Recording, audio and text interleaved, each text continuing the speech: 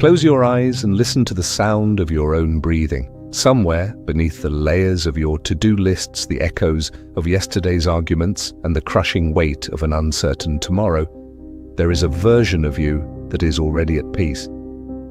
But you can't hear it, can you? Most of us spend our entire lives acting like a person trying to put out a forest fire with a glass of water. We are exhausted, we are reactive, we are terrified that if we stop fighting for just 1 second, everything will crumble. But what if the secret to a powerful life isn't found in the intensity of your struggle, but in the depth of your stillness? What if staying calm isn't a passive luxury for the lucky few, but a tactical weapon for the elite? Today, we aren't just going to talk about being positive. We are going to dismantle the internal machinery that keeps you stressed, and we are going to rebuild you into a person who can walk through a storm and never get wet.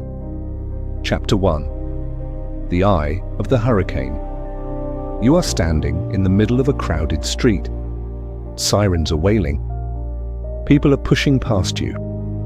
Your phone is vibrating in your pocket like a panicked heartbeat. In this moment, your pulse is racing, and your mind is a chaotic mess of what if and I can't. You feel like a leaf caught in a gale, entirely at the mercy of the wind. But have you ever considered the physics of a hurricane? At the edges, there is total destruction. Trees are uprooted, houses are leveled, the noise is deafening. But at the very center, at the eye, there is a strange, haunting silence.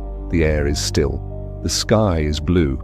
The chaos is spinning all around it, but the center remains untouched. This chapter is about finding your eye. It's about realizing that calm is not something you get from the world, it is something you are for the world. The problem is that we have been conditioned to believe that our internal state should be a reflection of our external circumstances. We think, if my bank account is full, I will be calm. If my partner is happy, I will be positive. If the world is peaceful, I will be at rest. This is the great deception. It turns you into a reactionary. It makes you a slave to the weather of your life.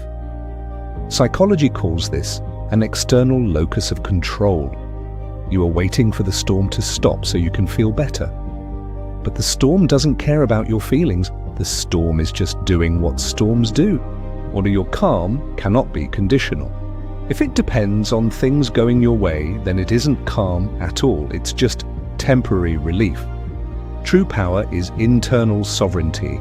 It is the ability to maintain the eye while the winds are at their peak. Imagine a massive ancient oak tree. A summer breeze rustles its leaves and the tree remains still. A winter blizzard howls through its branches and the tree remains still. The tree does not ask the wind to stop. It does not argue with the snow. It has spent years sinking its roots deep into the dark, silent earth. Its stability comes from below the surface, from a place the storm cannot reach. You are that tree. Your roots are your values, your identity, and your self-awareness. When you are surface level, every passing comment or minor inconvenience shakes you to your core. But when you descend into the depth of your being, you realize that the chaos of the world is just surface noise. It doesn't have to reach the root. I want to tell you about a woman named Claire. Claire was a high-level surgical nurse. Every day, she walked into a room where life and death were hanging by a thread. Monitors were beeping, surgeons were shouting orders, blood was everywhere. For the first 2 years, Claire lived in a state of constant, low-grade panic. She was efficient, but she was fragile. She would go home and collapse in tears, her mind still racing with the adrenaline of the day. She thought the stress was part of the job. One day, an older surgeon, a man who had seen 40 years of trauma, stopped her mid-crisis. He didn't tell her to work faster. He didn't tell her to focus. He leaned in and whispered, "Claire, the patient is the one having the emergency, not you. If you join the emergency, you can't stop it." And then something shifted. Claire realized she had been merging with the chaos. She had been letting the hurricane into her eye. she started practicing what she called the 3-second buffer. Every time a monitor screamed or a voice was raised, she would pause for 3 seconds. She would feel her feet on the floor. She would acknowledge the chaos, but she would refuse to become it. She became the calmest person in the room. And because she was calm, she saw things the others missed. She anticipated needs. She saved lives not through intensity, but through clarity. Claire didn't change her job. What is she changed her origin point? She stopped being a reflector and started being a generator. The lesson is this: you do not stay calm by controlling the storm. You stay calm by disidentifying from it. You must move from I am stressed to I am observing stress. You must move from this is a disaster to this is a situation. When you label something a disaster, you are fueling the wind. When you label it a situation, you are stepping into the eye. The situation requires action, but it does not require your suffering. You can solve a problem with a positive mindset just as easily as you can with a negative one. In fact, usually much better. Positivity is not delusion, it is functional optimism. It is the decision to look for the pivot point rather than the pity point. As we begin this journey, I want you to start guarding the eye. Notice the moments today when you feel the wind starting to pick up. Notice when a slow driver or a sharp email starts to uproot you. In that moment, do not fight the driver or the email. Instead, sink your roots, feel your breath, remind yourself, the storm is out there, I am in here. This is the first step toward total sovereignty. You are reclaiming your right to be peaceful regardless of the weather. You are deciding that your internal state is no longer for sale to the highest bidder of drama. And then something will shift. You will start to notice that people are drawn to you. They will sense your stillness. They will look to you when the sirens start to wail. Because in a world of people who are caught in the gale, the person who can remain in the eye is the only one who can lead the way out. In the next chapter, we will explore the architecture of perception. We will look at how your brain invents your reality and how to reprogram the filters that turn peace into problems. Are you ready to see the world as it really is, rather than how your fear tells you it is? Chapter 2: The Architecture of Perception. You believe that you see the world exactly as it is. You think that when something bad happens, you are simply reporting the news. But the truth is, you aren't a reporter, you are a producer. Your brain doesn't just receive information, it curates it, it distorts it, and it filters it through your past traumas, your future fears, and your current mood. And this is the architecture of perception. Two people can stand in the exact same rainstorm. One sees gloom and mud, while the other sees nourishment and growth. The rain is the same, the architecture is different.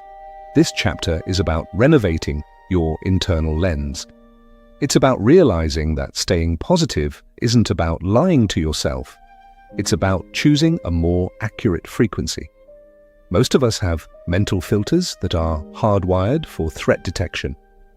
This is an ancient survival mechanism. Your ancestors didn't survive by looking at the beautiful sunset. They survived by looking for the tiger in the grass.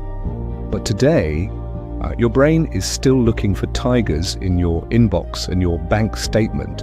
This is called negativity bias. We notice one critical comment more than 100 compliments. We remember the one failure more than 1,000 successes. If you don't consciously calibrate your architecture, your brain will default to survival mode.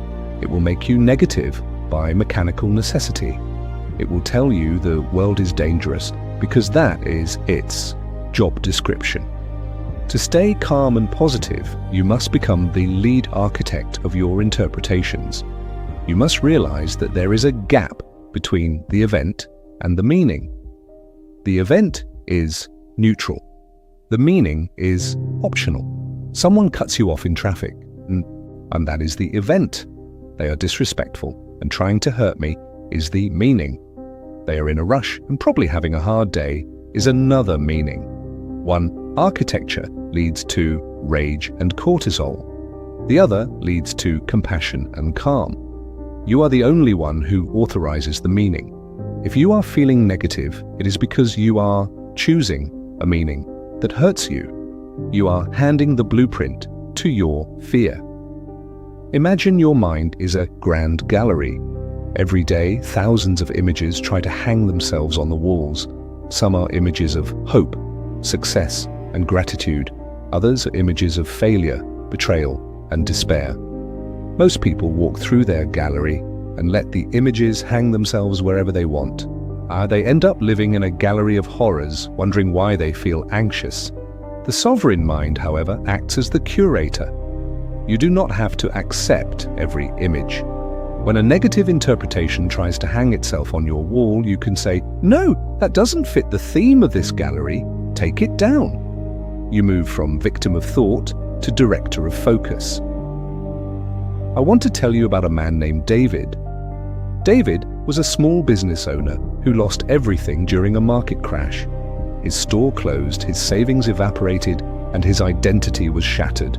For months, David's architecture was ruined. He saw every day as a sentence. He saw himself as a failure. He saw the world as a cruel place.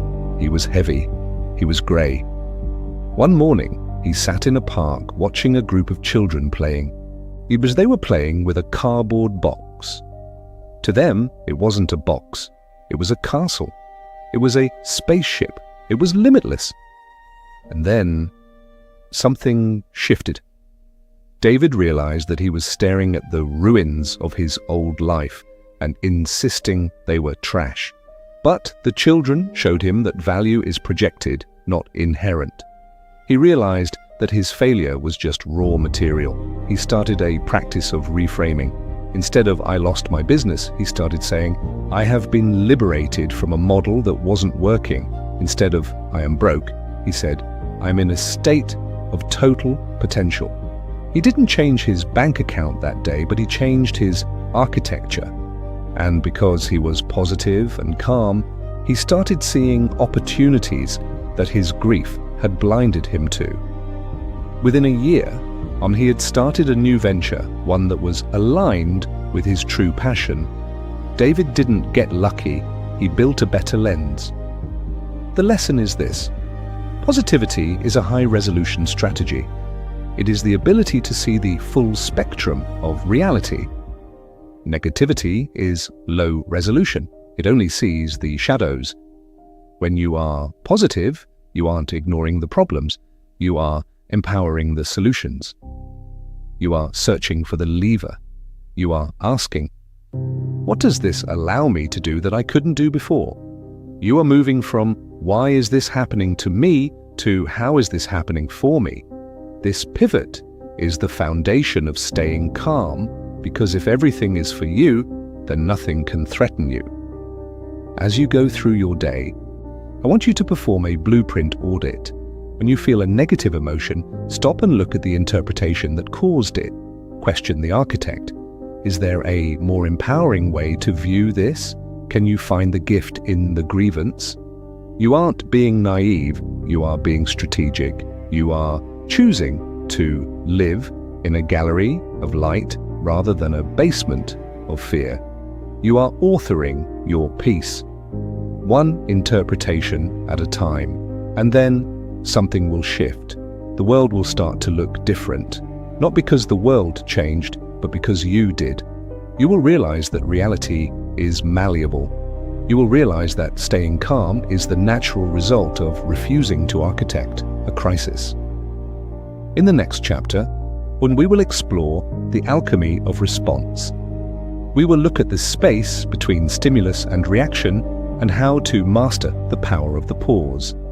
Are you ready to stop reacting and start commanding? Chapter 3. The alchemy of response. Between the moment something happens to you and the moment you respond, there is a tiny, microscopic sliver of time. In that sliver of time lies your entire destiny. This is the space. Most people don't even know the space exists. They live in a state of automatic reaction. Someone insults them, they get angry. The car won't start, they get frustrated. The stock market dips, they panic. They are like a piano. If you hit a key, a specific sound must come out. But you are not a piano. You are the musician. This chapter is about mastering the alchemy of response. It is about widening that space until it becomes a cathedral of choice. It is about realizing that staying calm isn't about feeling nothing. It's about choosing everything. The psychology of reactive living is essentially a brain hijack. When a stimulus enters your environment, it travels first to the limbic system, the emotional, primitive part of your brain. This part of you is fast, loud, and very old. It wants to protect you, so it offers you a pre-packaged reaction. It offers you rage, fear, or avoidance. If you are not conscious, you will identify with that emotion and act on it instantly. And this is high-friction living. You are constantly cleaning up messes caused by your own automatic pilot. To stay calm, you must learn to intercept the signal. You must move the information from the primitive limbic system to the advanced prefrontal cortex. You must move from reacting to responding. To do this, you need a pattern interrupter. You need a sacred pause. The moment you feel that heat in your chest, the moment the limbic alarm goes off, you must do something physically different. You take a deep belly breath. You clench and release your fists. You describe the room around you. And this interrupts the automatic circuit. It buys you the space. In that space, you ask yourself a sovereign question. Is this reaction consistent with the person I am becoming? Or will this response matter in a year? This inquiry wakes up the executive mind. It alchemizes the raw lead of reaction into the gold of intentionality. Imagine you are a surge protector. The world is full of power surges, sudden bursts of negativity, chaos, and stress. If you are just a copper wire, that surge travels straight through you and fry your internal circuitry. You short-circuit, you break down, but if you are a surge protector, you absorb the voltage without transmitting the damage. You have an internal buffer that neutralizes the shock. Staying calm is the act of being that whole buffer. You receive the energy of the world, but you refuse to propagate it. You end the cycle of chaos at your own border. I want to tell you about a man named Julian. Julian was a conflict mediator who worked in high-stakes corporate disputes. His job was to sit in a room with people who hated each other and find a way forward. One day, during a particularly toxic session, one of the clients stood up and screamed a vile insult directly into Julian's face. The room went dead silent. Everyone expected Julian to defend himself, to shout back, or to walk out. And then, something shifted. Julian didn't react, he didn't even blink. He sat in the silence for a full 10 seconds. He observed the anger in his own body, and then he let it go. He looked at the screaming man with a calm, steady gaze and said, "I can see you are in a lot of pain." And how can we use that energy to solve this problem? The man deflated. The power of his anger had no place to land. Because Julian controlled the space, he controlled the room. He alchemized a moment of violence into a moment of breakthrough. Julian realized that the person with the most calm always has the most power. The lesson is this: your peace is your responsibility. No one can make you angry without your consent. They can offer you anger, but you do not have to accept the gift. When you react, you give away your power. You grant the external world remote control over your internal state. When you respond, you keep the remote. You stay positive, not because the situation is good, but because you are committed to goodness. You realize that a calm response is none of the most efficient way to manage a negative situation. As you move through your day, I want you to practice the 5-second buffer. Whenever you feel provoked, wait for 5 seconds before you speak or act. In those 5 seconds, witness the impulse to react. See it as a suggestion, not a command. Choose a response that serves your long-term peace.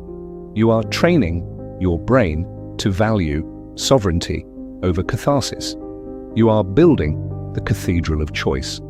And then something will shift. You will start to feel a sense of unshakable confidence because you know that no matter what the world throws at you, you have the alchemy to transform it.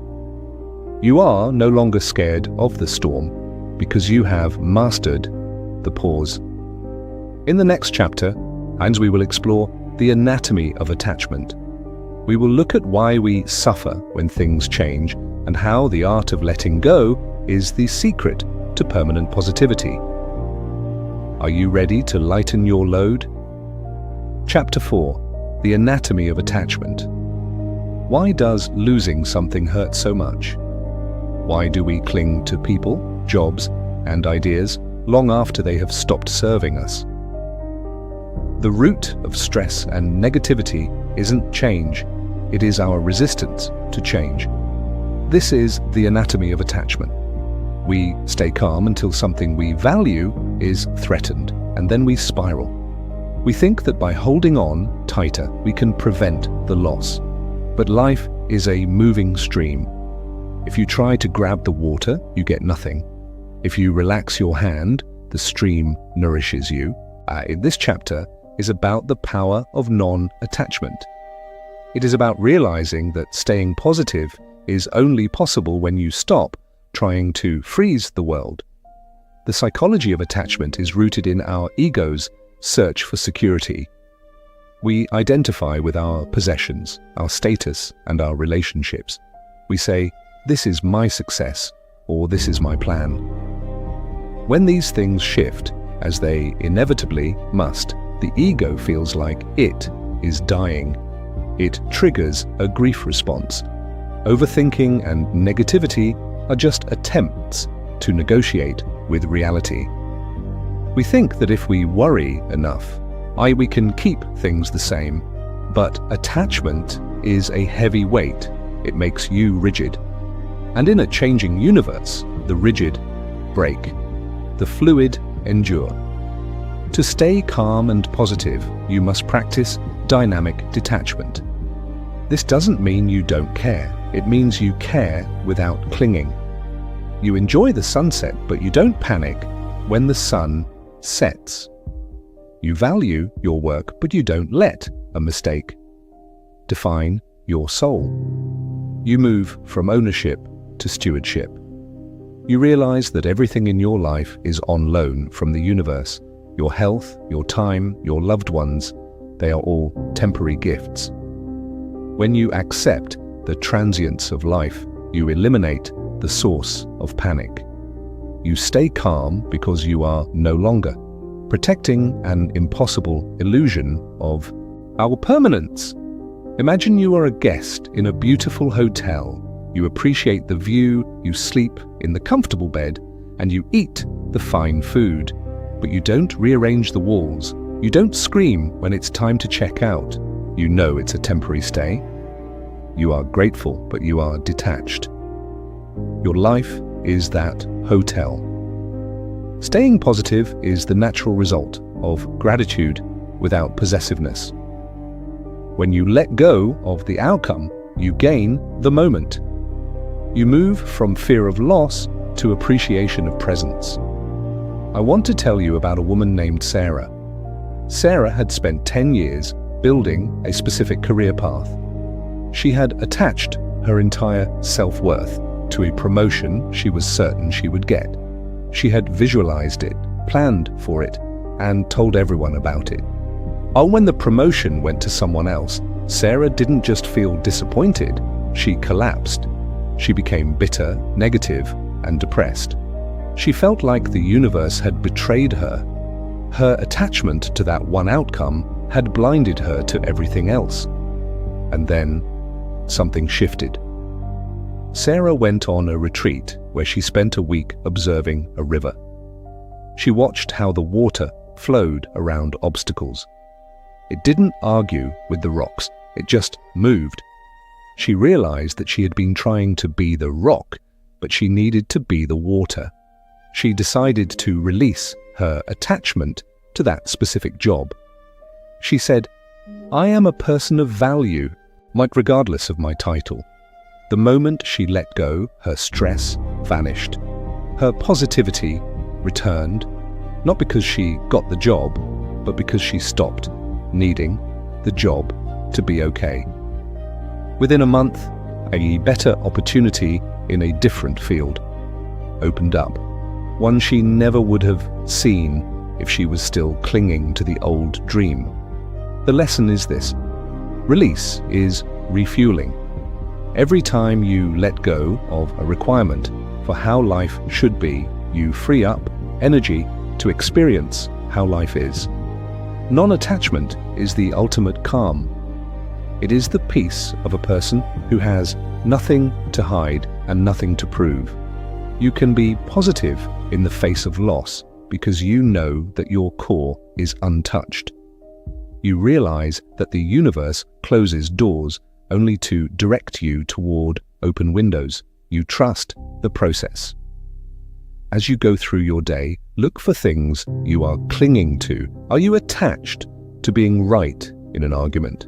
Are you attached to a specific schedule that is falling apart? Open your hands. Say to yourself, "I prefer this, but I'm not attached to it." Feel the lightness that comes with surrender. You aren't losing control, you are gaining freedom. You are becoming unstoppable because there is nothing left for the world to trip you with. And then something will shift. You will find that staying calm becomes effortless. You will move through challenges with a smile, knowing that this too shall pass.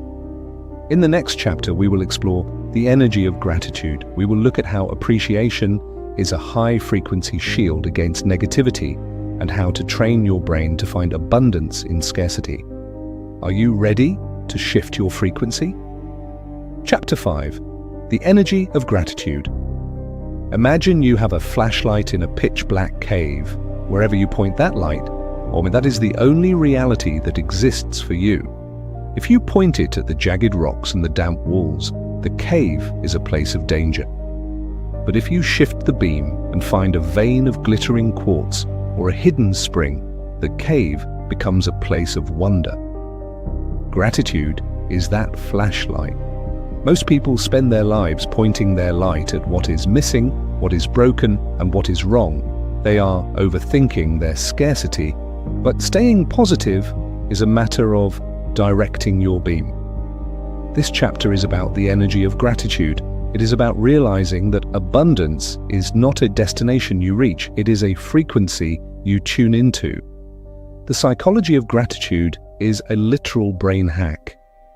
When you consciously focus on what you are grateful for, your brain releases dopamine and serotonin, the feel-good neurotransmitters.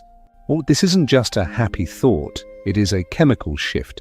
It calms the nervous system and lowers cortisol levels. Furthermore, gratitude activates the reticular activating system, RAS, a filter in your brain that determines what information gets noticed. If you tell your RAS to look for problems, it will find them everywhere. But if you command it to look for blessings, it will start scanning the environment for opportunities and beauty that were previously invisible.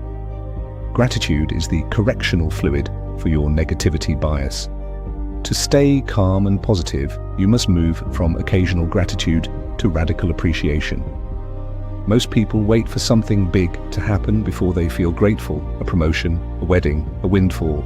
But the sovereign mind finds high value in the trivial. You are grateful for the warmth of the coffee in your hand. You are grateful for the mechanical miracle of your own hands.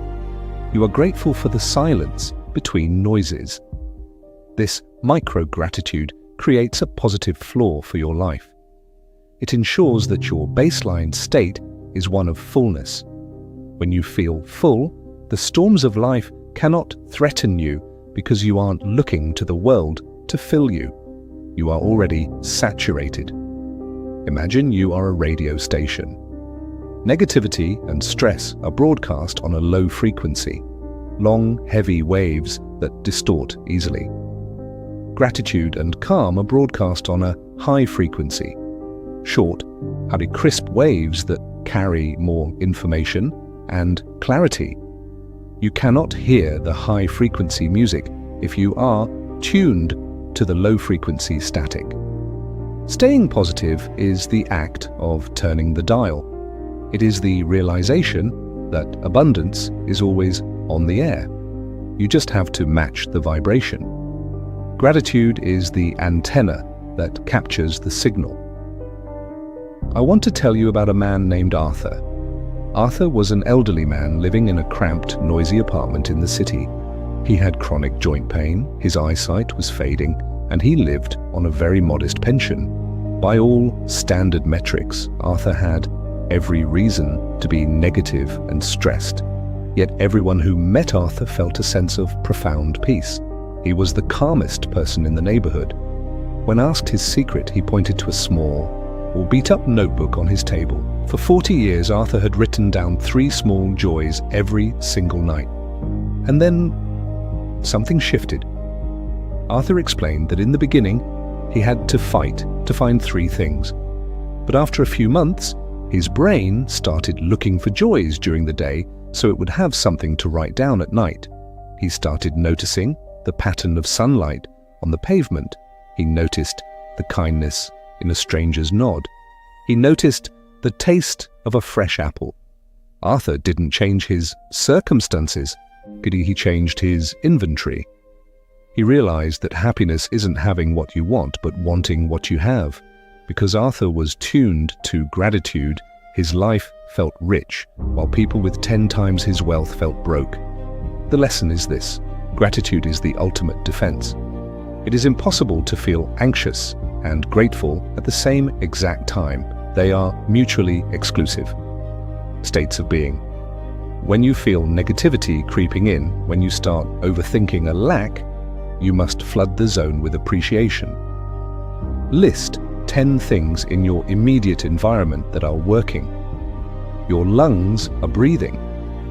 The floor is supporting you. The lights are on. Why this surgical focus decouples you from the stress loop.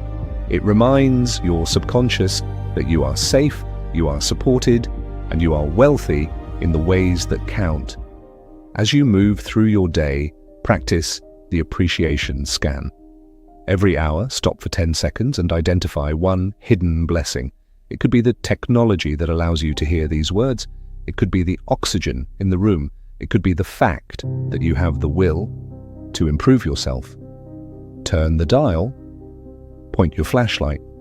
You are rewiring your neural pathways to default to abundance. You are becoming immune to negativity. And then something will shift. You will find that staying positive is no longer a struggle. It is an observation. You will realize that the world is overflowing with reasons to be calm if you only have the eyes to see them. In the next chapter, we will explore the power of purpose. We will look at how having a why acts as a stabilizer in the rough seas of life, and how service is the cure for self-absorption. Are you ready to find your North Star? Chapter 6. The North Star of Purpose. Why are you here? No, really. Beyond the bills, the chores, and the social script, what is the core reason you get out of bed? And most negativity and lack of calm stem from a sense of drift. When you don't have a destination, every wave is a distraction and every wind is a threat. But when you have a North Star, a sense of purpose, the storms don't stop, but they matter less. You stay calm because you know where you are going. This chapter is about the power of purpose. It is about realizing that staying positive is a byproduct of being on a mission. The psychology of purpose is rooted in existential resilience. Viktor Frankl, a psychiatrist and Holocaust survivor, has observed that those who had a reason to live a task to complete, or a loved one to return to, were the ones most likely to survive the unthinkable. He famously wrote that he who has a why to live can bear almost any how. When you have a deep purpose, your brain contextualizes stress. A challenge isn't a roadblock, it's training. A setback isn't a failure. It's data for the mission. Purpose shrinks your problems and expands your capacity. It turns staying calm from a mental trick into a biological necessity for the goal. To stay calm and positive, you must define your North Star. This doesn't have to be a world-changing ambition. It can be to be a pillar of strength for my family, to create beauty every day, or to master my craft. Your purpose is your internal compass. When the world gets loud and negative, you consult the compass. You ask, does this drama help me reach my North Star?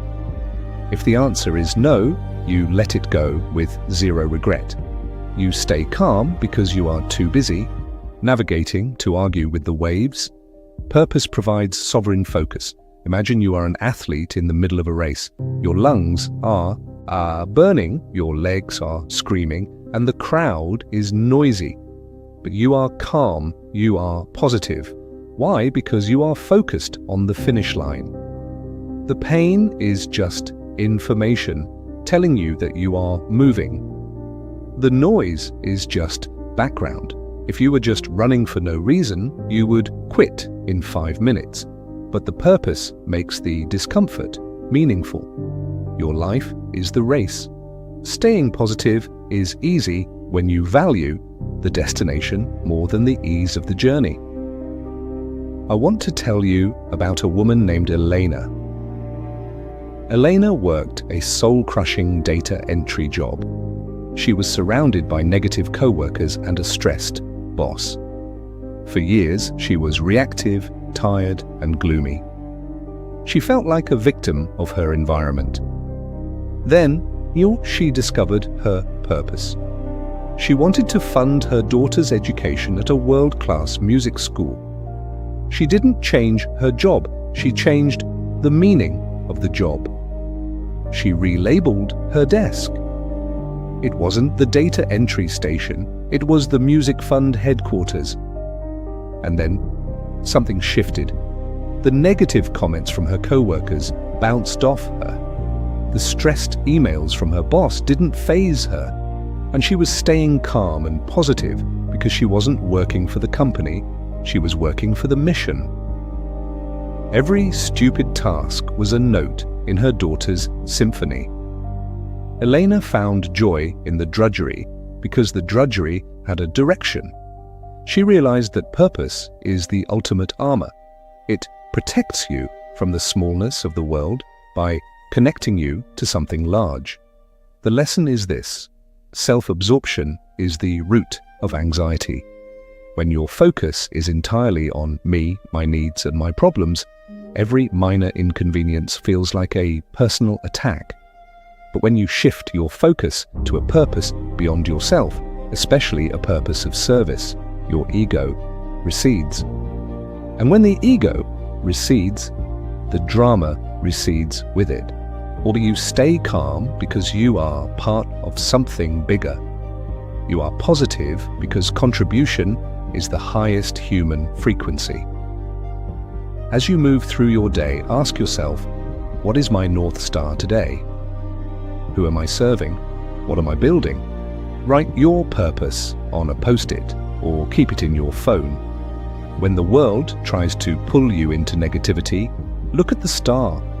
Return to the mission. You are not a leaf in the wind. You are a ship with a rudder and a map. And then something will shift. You will realize that staying calm is a tactical advantage for your success. You will value your peace as much as your progress. In the next chapter, we will explore the fortress of routine. We will look at how habit protects your energy and how discipline is the highest form of self-care. Are you ready to build your walls? Chapter 7. The fortress of routine. If you wait until you are in the middle of a crisis to find your calm, you have already lost. Peace is not a reaction, it is a preparation. We often think of discipline and routine as cold, rigid structures that sap the spontaneity out of life. But for the seeker of tranquility, routine is the fortress. It is the protective wall that keeps the chaos of the world from reaching your inner sanctum. When your life is built on a foundation of predictable, high-vibration habits, you don't have to try to stay positive. You are simply carried by the momentum of your own choices.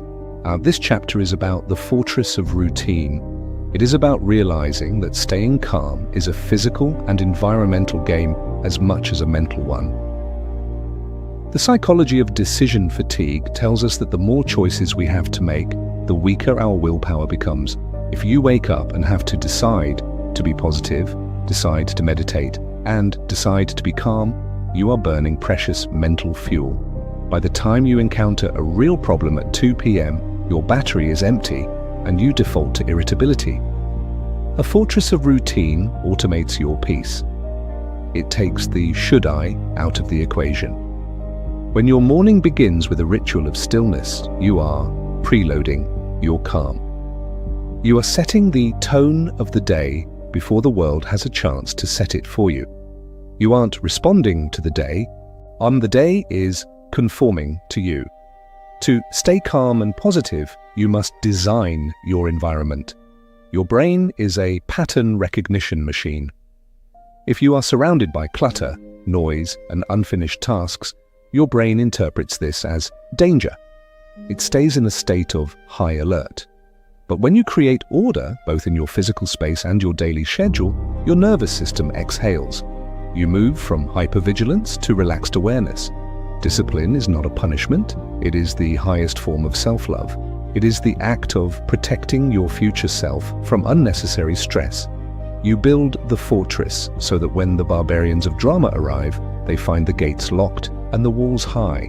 Imagine you are a professional athlete preparing for a championship game. You don't just show up and hope for the best. You have a pre-game ritual.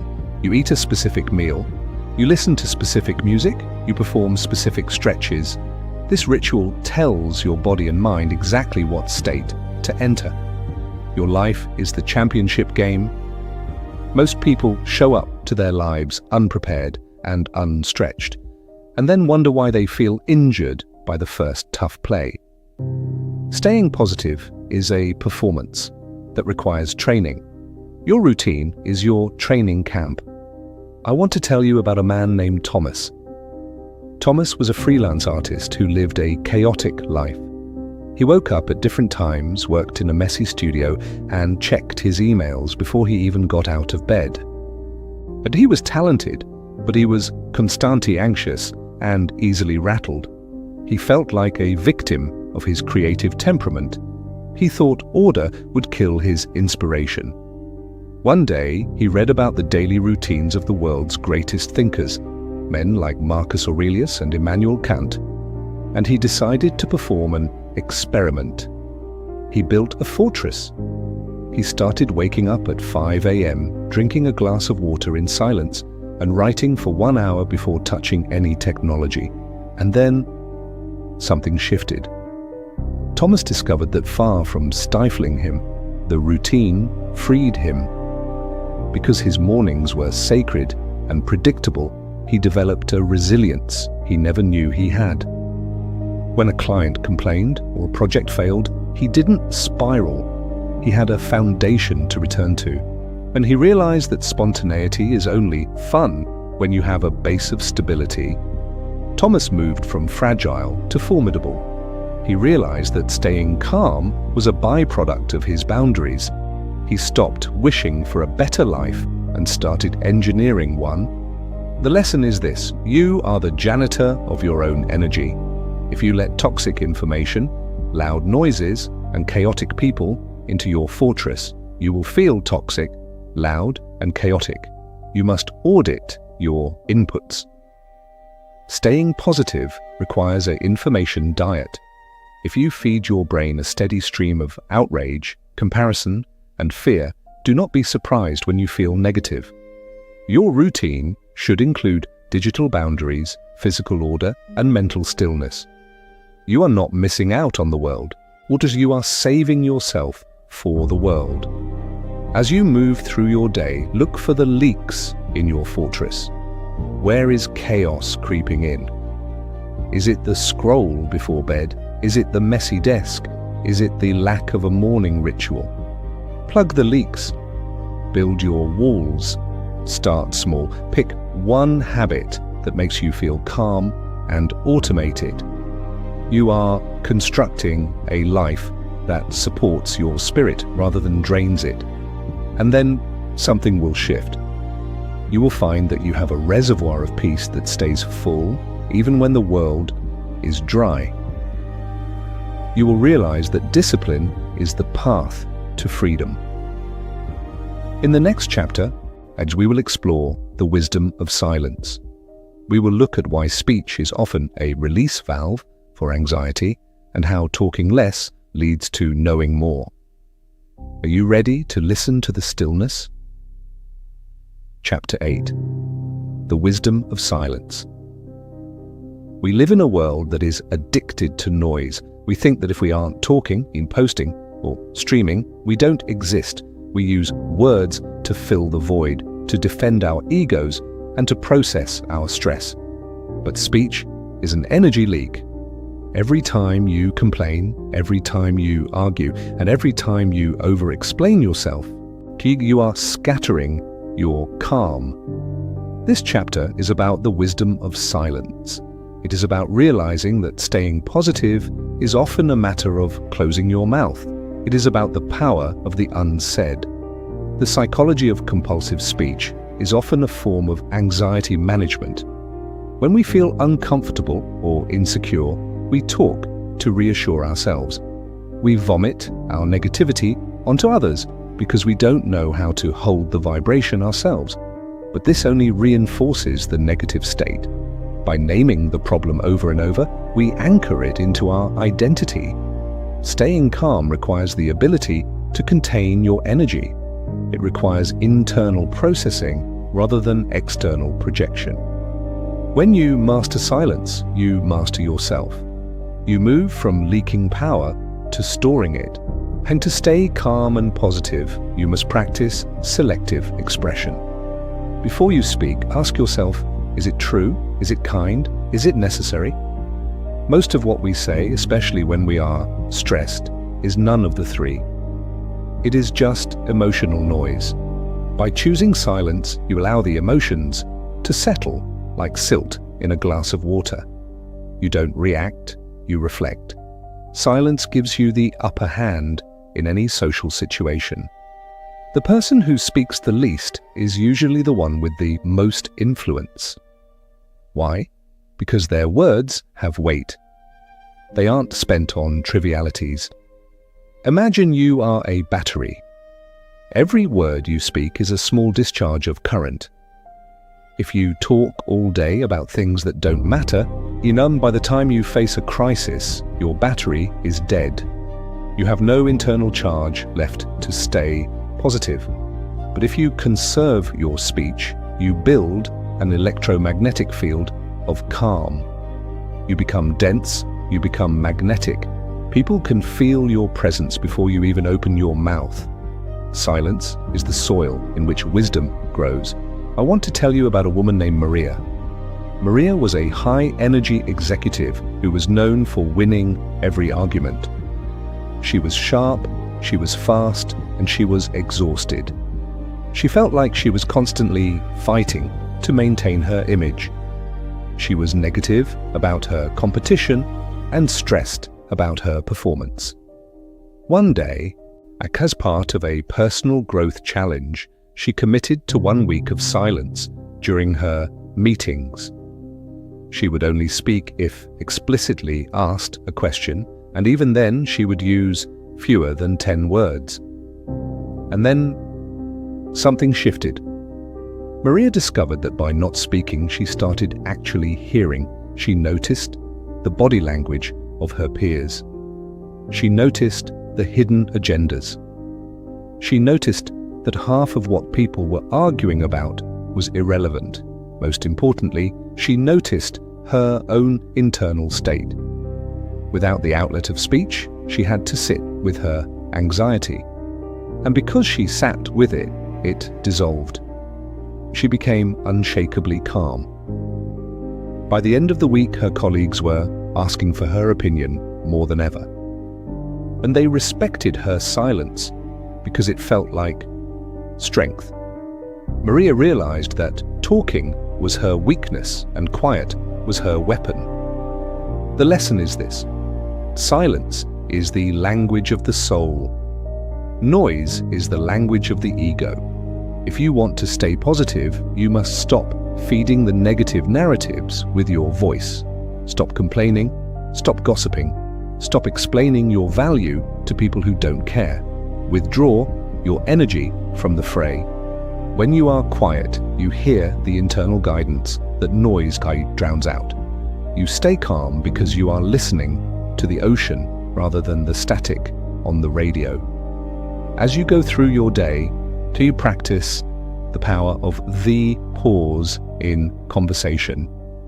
Let there be silence between sentences. Don't rush to fill the gap. Look for one opportunity today to remain silent when you really want to complain or correct someone. Feel the power building inside you. You are mastering your internal environment. You are becoming a well of peace. And then something will shift. You will find that staying calm is much easier when you aren't talking yourself out of it. You will experience a deep, solid joy that doesn't need to be validated by noise. In the next chapter, we will explore the art of selective ignorance. We will look at why not knowing is often better than knowing everything, and how to protect your peace from the information blizzard. Are you ready to turn off the world?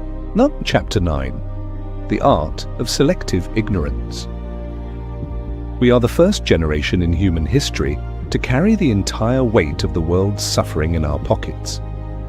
At any given moment, you can swipe a screen and see a catastrophe 10,000 miles away, a political argument in a different time zone, or the curated perfect life of someone you barely know. We think that being informed is a virtue, but for the overstimulated mind, it is a poison. This is the art of selective ignorance. It is the realization that your brain was never designed to process the collective trauma of 8 billion people. To stay calm and positive, you must become a gatekeeper. You must realize that not knowing is often the highest form of self-preservation. And the psychology of compassion fatigue and information overload shows that when we are exposed to a constant stream of negative data, our empathy short-circuits. We become numb, cynical, and anxious.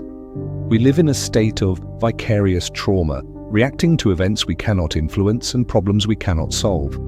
This creates a sense of helplessness, which is the absolute enemy of positivity.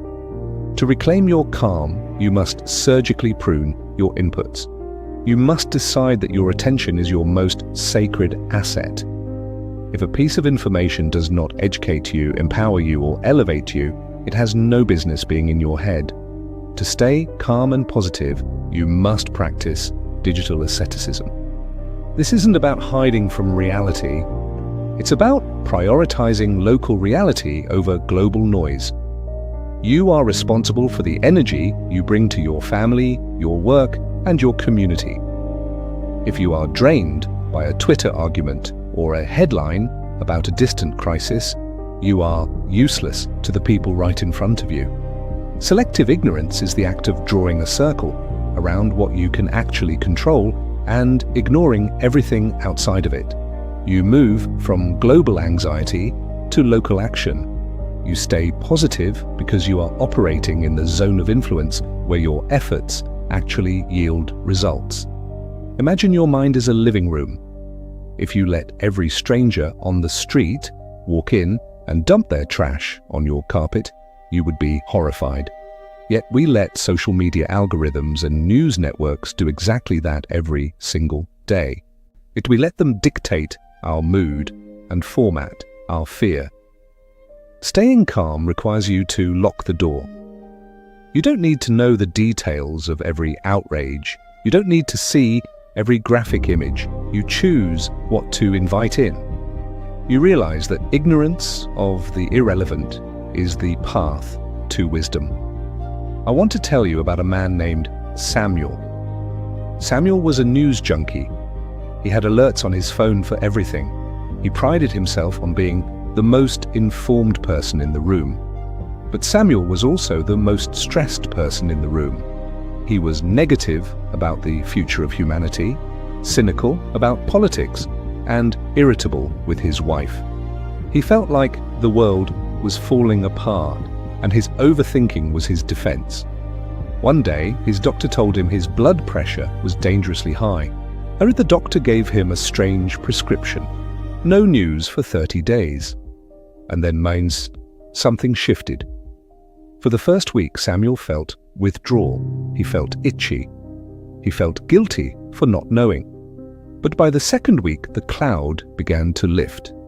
He started noticing the trees in his yard. He started having deep conversations with his wife that weren't about current events.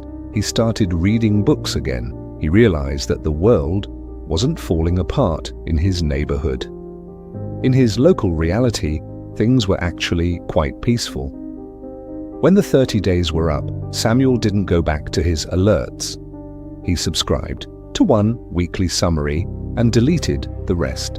But he stayed calm because he stopped drinking from the fire hose of negativity. The lesson is this: you cannot think your way to peace while you are consuming chaos. You must protect your peace with ferocity. Unfollow the accounts that make you feel inadequate or angry. Turn off the notifications that jolt your nervous system. Create no-phone zones in your home. When you quiet the world, you find the self. You stay positive because you are nurturing a garden of direct experience rather than a desert of digital abstraction. As you go through your day, ask yourself, do I really need to know this? Does this information make me a better person? If the answer is no, look away. Delete the app. Close the tab. Reclaim your brain. You are building a buffer of sanity in an insane world. You are choosing to be happy over being hyper-informed. And then, something will shift. You will find that your anxiety evaporates when it has nothing to feed on. You will experience a lightness of being that allows you to be a source of hope for others. In the final chapter, we will explore the eternal now. We will look at how all calm and positivity are ultimately found in the present moment and how to live there permanently. Are you ready to arrive? Chapter 10, The Eternal Now. We have traveled through the eye of the hurricane, renovated our perception, mastered our response, and built our fortress. But all of these tools lead to a single point. They lead to this moment. Right now, not the next paragraph. Not tomorrow's meeting, not yesterday's regret. Just this. The eternal now. All overthinking is a rejection of the present. All negativity is a comparison of what is to what might be. To stay calm and positive permanently, you must stop waiting for your life to begin and realize that it is already happening. This is the great arrival. The psychology of presence is the ultimate cure for suffering. Anxiety cannot exist in the present moment. It requires the future. Regret cannot exist in the present moment, as it requires the past. When you are fully present, when you are merged with the task at hand, your sense of self dissolves. You enter the flow. In the flow, there is no struggle. There is only expression. Staying positive becomes automatic because the present moment, when stripped of story and judgment, is always neutral and often beautiful. It is only our thoughts that make it otherwise. To stay calm, you must practice radical presence. This means doing one thing at a time. When you are walking, why walk? When you are eating, eat. When you are listening, listen. Most of us are physical ghosts. We are in the room, but our minds are 10 miles away. This fragmentation is exhausting. It creates a friction that we experience as stress. Presence is the resolution of that friction. It is the act of bringing your whole self to exactly where your body is. It is the end of the mental split. Imagine you are a camera lens. Most people have a short depth of field. They are blurry in the present because they are focused on the background of the future. But when you adjust the focus, when you sharpen the immediate foreground, the background one fades into a beautiful, soft blur. It no longer distracts you. You see the texture of the flower. You see the light in a child's eyes. You see the opportunity in the now. Staying positive is a natural result of seeing how incredible reality is when you actually pay attention to it. I want to tell you about the narrator of this journey. For years, I was a hunter of the next big thing. I was staying positive through willpower and staying calm through meditation hacks. But I was still chasing peace. I thought peace was a destination I would reach once I solved enough problems. One afternoon, I was sitting on a bench, overthinking a project, and I noticed a small bird landing on a nearby branch. It didn't know about my project. It didn't know about the stock market. It just was. And then something shifted. I realized that the bird was more successful at living than I was. It was perfectly calm and perfectly positive because it was perfectly present. I decided to stop thinking about my life and start living it. I surrendered the need for next. The project didn't disappear, but my anxiety did. I arrived. I realized that staying calm isn't something you do, and it's the space that is left when you stop running. I learned that the simple solution isn't out there, it is right here. The lesson is this: your life is a series of nows. If you are positive in this now, and this now, and this now, you will have a positive life. It is that simple. You don't need to manage the next 10 years, you only need to manage the next 10 seconds. Staying calm is a micro decision. It is the choice to return to your breath every time your mind tries to leave. It is the homecoming that never ends. As you close this audiobook, I want you to take one final step. Look around you. Truly look. Acknowledge the miracle of your existence. Feel the solid earth. Hear the silence beneath the noise. You have the tools. You have the fortress. You have the North Star, but most importantly, you have this moment. Stay here. Live here. Be the calm the world is crying out for. And then something will shift. You will walk out into the world and people will ask you, how do you stay so positive? How do you stay so calm? And you will smile because you know the secret. You will tell them, I just stopped leaving. I finally decided to show up. The hurricane is spinning, but you are the eye. The stream is flowing, but you are the riverbed. The story is ending, but you are just beginning. Stay calm, stay positive, stay present. You are home. Chapter 11. The architecture of adaptive resonance. We often think of influence as something we do to others, a set of words, a tone of voice, a power play. But true, charismatic dominance is not an external act. It is an internal frequency that forces the environment to tune itself to you. This is adaptive resonance. It is the ability to remain so grounded in your own reality that the world around you has no choice but to vibrate at your speed. Most people are reactors. They enter a room and unconsciously mirror the tension, the pace, and the energy of those already there. But the leader is a resonator. They do not mirror the room, they command the room to mirror them. This chapter is about the architecture of that resonance.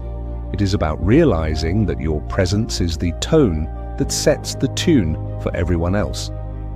The psychology of emotional contagion proves that humans are biologically wired to synchronize with the most stable nervous system in the group. Well, if you enter a high-stress meeting with a frantic energy, you are simply adding fuel to the fire. You are resonating with the chaos. But if you enter that same meeting with a deep, slow, unshakable calm, the other nervous systems in the room will begin to entrain with yours. Their heart rates will slow, their breathing will deepen. They will look to you not because you are shouting, but because you are the only one who isn't drowning. This is biological dominance. It is the silent authority of the person who refuses to be moved. To build adaptive resonance, you must master the internal anchor. Before you walk into any social or professional interaction, you must perform a sovereign alignment. You don't ask, "What do they want from me?" or "How should I act?" Instead, you ask, "So what is the atmosphere I am bringing into this space?" You pre-decide your state. You decide that you are the ocean and they are the waves. The waves can crash, they can spray, they can foam, but they can never move the ocean. When you are resonated in your own purpose, your nonverbal cues, your eye contact, your posture, your micro-expressions become congruent.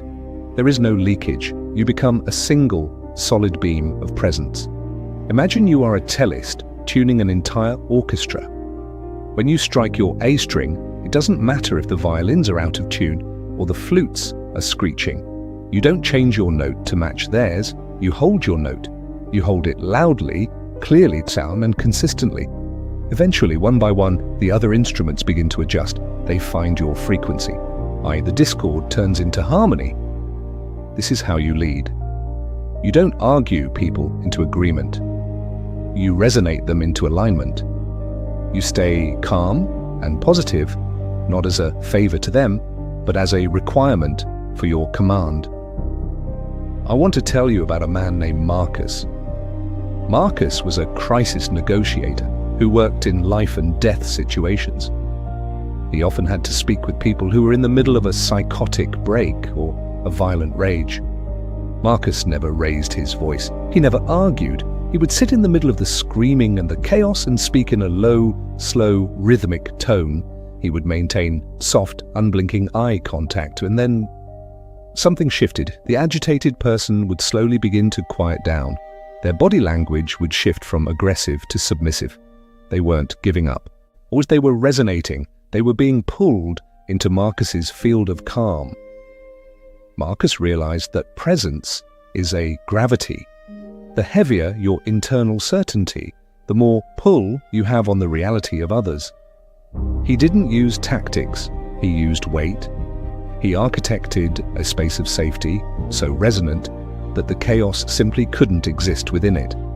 The lesson is this: you are the author of the atmosphere.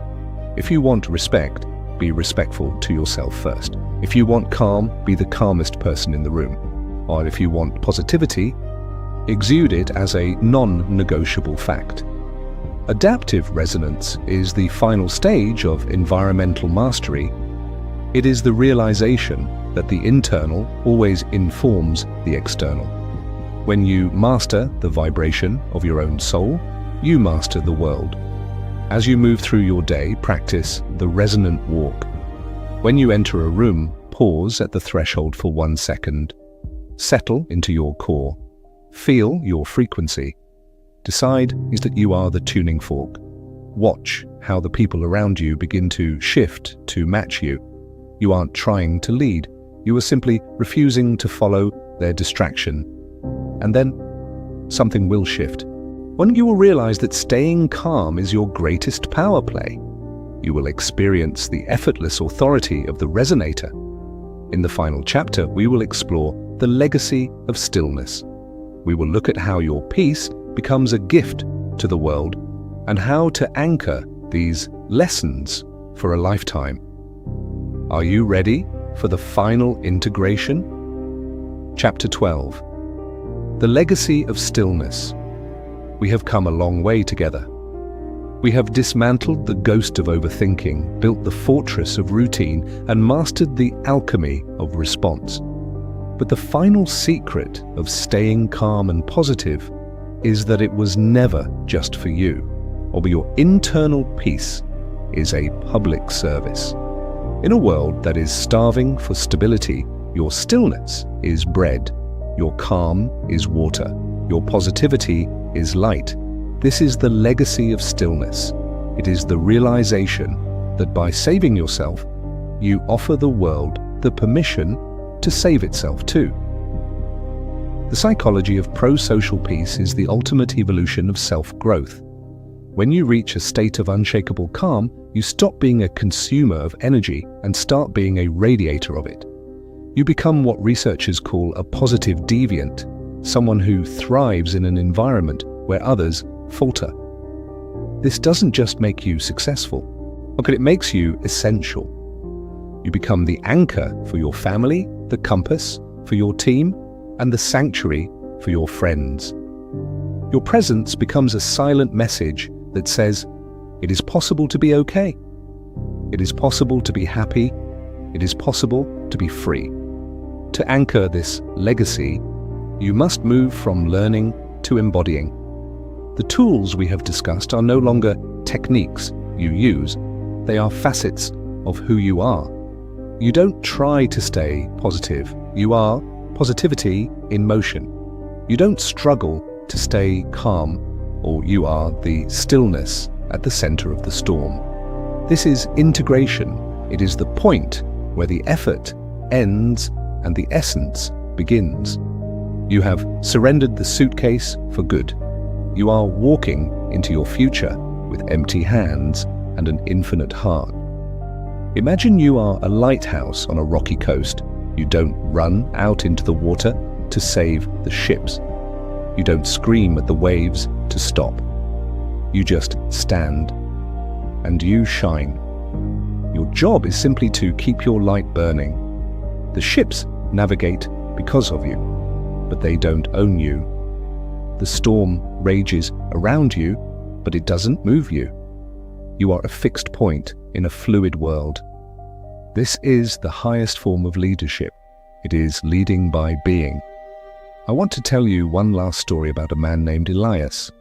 Elias was a grandfather who had lived through wars, famines, and losses. He had every reason to be bitter and loud. Instead, he was the quietest, kindest man in his village.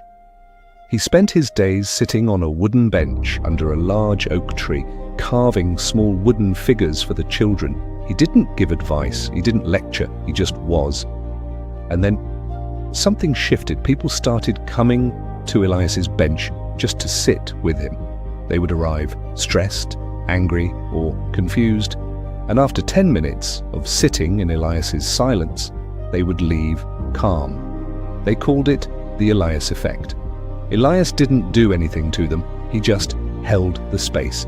He had refined his internal state so deeply that his stillness was contagious. When Elias passed away, the whole village felt a void, not because they missed his words, but because they missed his vibration. He left a legacy of stillness that lasted for generations. The lesson is this: your peace is the most powerful thing you own. It is the only thing the world cannot give you, and the only thing the world cannot take away, unless you let it. You have learned the simple solution. You have discovered that overthinking is a choice and calm is a commitment. You are no longer a victim of your mind, you are the master of your reality. As you step into the rest of your life, I want you to take this stillness with you. Almost don't leave it in this audiobook. Carry it into your kitchen, Carry it into your office. Carry it into your arguments. Be the eye, be the anchor, be the light. You don't need to fix the world, you just need to refuse to add to its chaos. And then everything will shift. You will look back on the person you were before you heard these words, the stressed, overthinking, reactive person. And you will feel a deep sense of compassion. You will realize that they were just sleeping. And now, finally, you are awake. The journey is complete. The solution is simple. The life you have been waiting for is starting right now. Go in peace, go in power, go in stillness. The end